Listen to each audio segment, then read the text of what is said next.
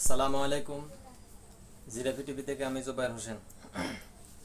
স্বাধীনতা কোনো একক ব্যক্তির নয়, স্বাধীনতা কোনো একক রাজনৈতিক সংগঠনের নয়, এমন এক মন্তব্য করে বসলেন বিএনপি নেতা সালাউদ্দিন।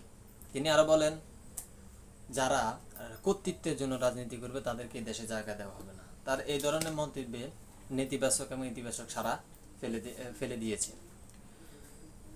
অন্তর্বর্তীকালীন সরকারের স্বরাষ্ট্র উপদেষ্টা ব্রিগেডিয়ার জেনারেল শওকত হোসেন উনি পুলিশ সদস্যের উদ্দেশ্যে একটা তার বক্তব্য প্রদান করেন।